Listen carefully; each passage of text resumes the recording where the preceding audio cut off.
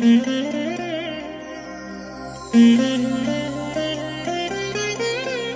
దినం పరము నుండి దిగివచ్చు మాట. ఇది నీ జీవితానికి వెలుగుల బాట. నీ ఒడిలో ఉంచబడిన దీవెనల మూట, అద్భుతాల ఆనంద ఊట. నవంబర్ 29 సంవత్సరమంతా మీరు బైబిల్ చదివి ముగించడానికి మీరు చదవలసిన లేఖన భాగం ఉదయం యెహెజ్కేలు గ్రంథం 35 మరియు 36 అధ్యాయములు, సాయంత్రం పేతురు రాసిన 2వ పత్రిక 1వ అధ్యాయము. ప్రియమైన దేవుని బిడ్డలారా, ఈ ఉదయకాల సమయంలో ప్రభు కృప మీకు తోడైనగాక. ఎలా ఉన్నారు? బాగున్నారా దేవుని బిడ్డలారా? మీ జీవితాన్ని ప్రభు ఆశీర్వాదమయముగా మార్చడానికి ఆయన ఇష్టపడుతున్నాడు. ఆయన మిమ్మల్ని జ్ఞాపకం చేసుకుంటున్నాడు. ఆయన తలంచుకుంటున్నాడు. ఆయన యొక్క జ్ఞాపకాలలో మీరున్నారు. ఆయన ఎప్పుడు కూడా మిమ్మల్ని మర్చిపోడు, మిమ్మల్ని దాటి వెళ్ళడు. ఆయన ఎల్లప్పుడూ మీతోనూ, మీ పరిస్థితిలో ఆయన ఎల్లప్పుడూ మీతోనూ, మీ కుటుంబంలో ప్రతి ఒక్కరితోనూ ఉంటాడు. ఆయన ఉంటున్నాడు, ఉండడానికి ఇష్టపడ్డాడు. మీ భవిష్యత్తులో కూడా ఆయన ప్రసన్నత, ఆయన సన్నిధిని మీరు అనుభవించబోతున్నారు.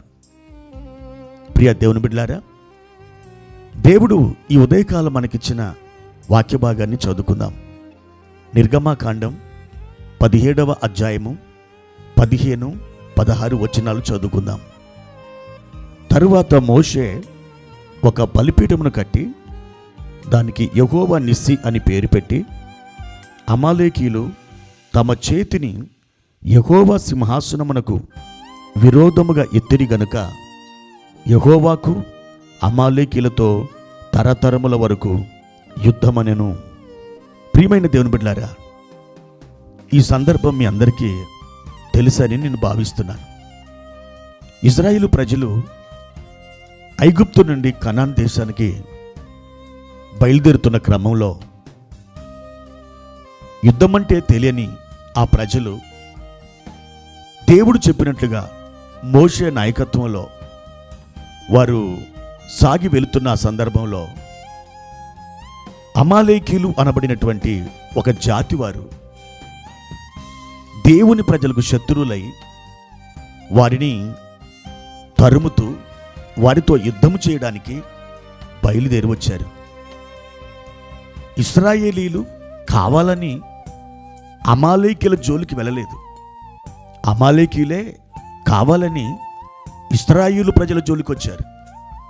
అయితే దేవుడు అద్భుతంగా కొండ మీద మోషే చేతులు పైకెత్తినప్పుడు ఇశ్రాయేలు ప్రజలకు గొప్ప విజయాన్ని ఇచ్చాడు.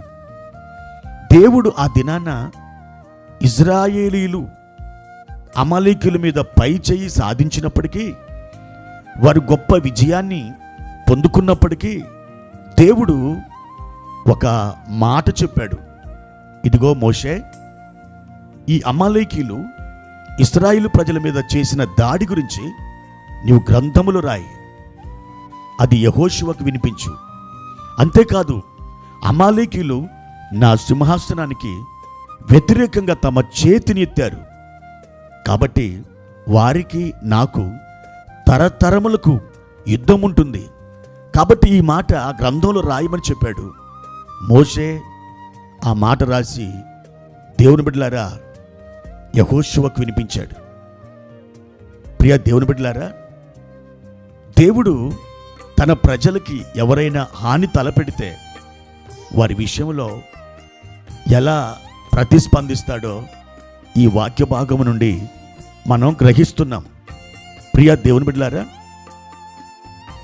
దేవుని పనికి అమాలేకీయులు అడ్డు తగిలారు. ఎవరైతే దేవుని పనికి అడ్డు తగులుతారో వారిని దేవుడు ఎంతమాత్రమును ఉంచాడు. సౌలు కాలంలో అమాలేకీయులని హతమార్చమని దేవుడు సౌలుకు ఆజ్ఞాపించాడు.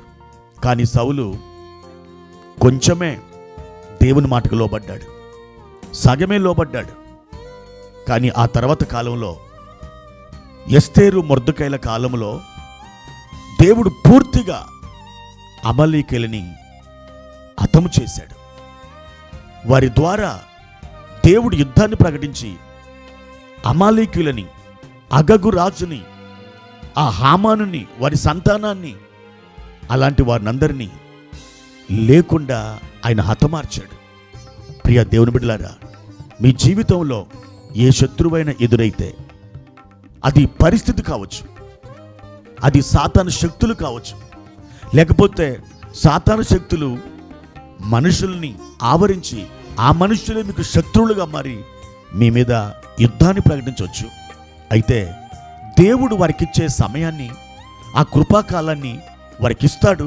అయినా కానీ వారు దాన్ని గ్రహించకపోతే మీకు ఎదురుగా వచ్చినటువంటి ఆ ఆయుధాలని దేవుడు నిర్మూలన చేస్తాడు. వాటిని ఎంతమాత్రం ఆయన వర్ధిల్లనియ్యడు. ప్రియ దేవుని బిడ్డలారా, ఏ విధమైన శత్రువులని మీరు ఎదుర్కొంటున్నారు? ఏ విధమైన అవమానం మిమ్మల్ని ఎదుర్కొంటుంది? ఏ విధమైన సమస్యలు మిమ్మల్ని చుట్టుముడుతున్నాయి? ప్రతి అమాలేకుడిని నీ జీవితంలో జోక్యం చేసుకోకుండా దేవుడే వారిని తుడిచిపెట్టేస్తాడు. ప్రియ సహోదరుడా, సహోదరి, దేవుని యొక్క సన్నిధిలో ధైర్యముగా ఉండు. ప్రభు కృపలో ముందుకు సాగి వెళ్ళు. ఆయన నిన్ను ఆశీర్వదించి ఫలభరితముగా నిన్ను చేసి వర్ధిల చేయబోతున్నాడు. ప్రార్థన. ప్రియమైన తండ్రి, మీ ఘనమైన నామానికి వందనాలు. ఈ ఉదయకాల సమయంలో మీ కృపను మాకు దయచేసినందుకు వందనాలు. ప్రభువా, మా జీవితంలో మమ్మల్ని ఆటంకపరుస్తున్న, మా జీవితాల్ని బలహీనపరుస్తున్న ప్రతి అమాలేకీయుని, ఆ అమాలేకీయుల ఆత్మలను దూరపరచండి. మా నాయన, క్రీస్తు కృపల గొప్ప విజయాన్ని మాకు దయచేయండి. మీ నామం సన్నుతింపబడునుగాక. మా ప్రియ తండ్రి, మా ప్రియులు మీ నామమున జయశాలులై ప్రభు మీ నామాన్ని కీర్తిస్తూ వారు సాగి వెళ్ళాలని, వారు సంతోషించాలని వారి పక్షమున నేను ప్రార్థిస్తున్నాను. మీరే ఘనత, మహిమ, ప్రభావాలు పొందుకొనుమని యేసు నామములో ప్రార్థించి వేడుకుంటున్నాము తండ్రి. ఆమెన్.